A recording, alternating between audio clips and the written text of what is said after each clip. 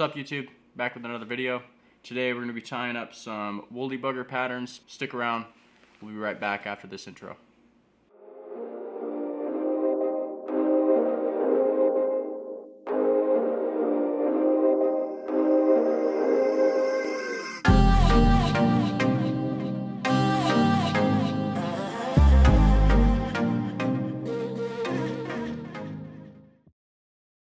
For the Daiichi hook that I've got on the vise, alright, size 4, it's a 1270, this style, so there you go.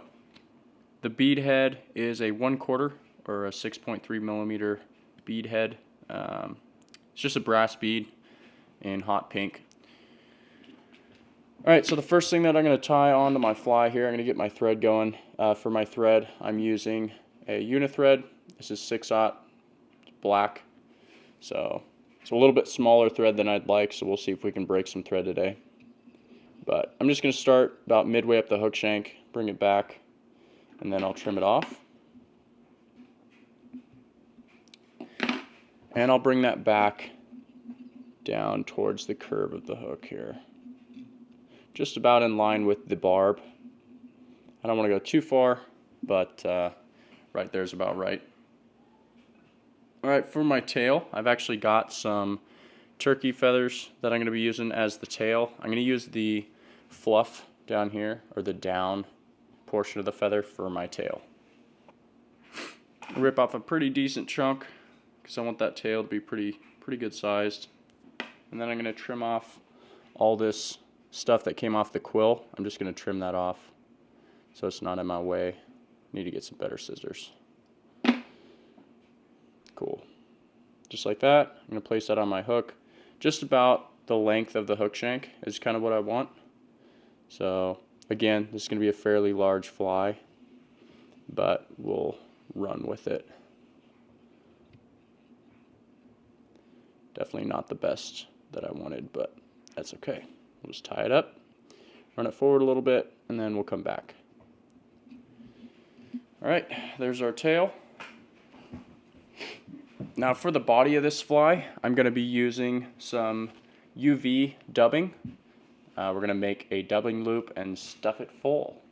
But before I do that, I'm going to use some black hackles. Okay, I'm going to use one. I'm just going to prep this guy so I pulled it off. I'm going to take some off this side, and then I'm going to peel this down on the other side. Trim it off. Alright, so you notice how I've got, this is a little bit exaggerated, but I do have a little bit more hackle on this side than I do on this side, and that'll help wrap flat when we get to wrapping this. Just going to tie this guy in right about there. Notice how I didn't put any lead thread on this, because that bead head is very heavy. So I'm not worried at all about the weight. I make my dubbing loop. Close this guy off. Wrap it closed. Then I'm going to bring my thread up forward all the way to behind the bead head. Throw a 1/2 hitch in over my bead, and then cinch it down. Now for my dubbing loops, I like to use a dubbing loop tool. Alright, so I'm just going to take this dubbing loop, we'll fill it first, and then we will put that in our tool. Once I have my dubbing loop full, I'm just going to place my tool in here. And this thing's really nice because I can just spin it and it will continue to spin that dubbing loop up. You want your dubbing loop fairly tight, but you don't want it to kink over on itself. So that's about right. I'm just going to hold my dubbing loop and rotate my vise to build up my body. I'm going to wrap that in there, and then I'll lock it in with my thread so it doesn't go anywhere.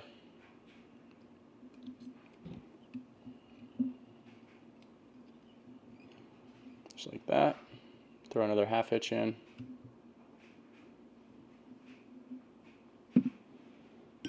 And then I can just trim off my dubbing loop, the excess. Sweet. Now what I'm going to do is I'm just going to take my hackle and I'm going to pull it up a little bit to give it a little bit of a crease, and then I'll start rotating that as well.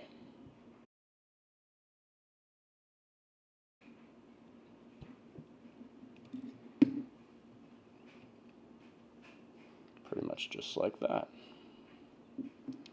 Trim off my excess, and then I'll pull all my hackles back.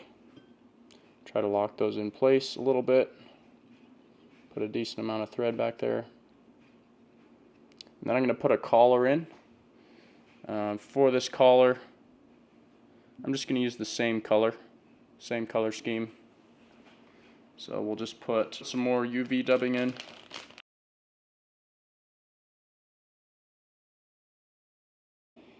And then we'll lock all this stuff in.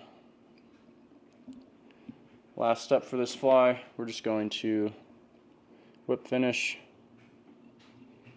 and then we can call it good.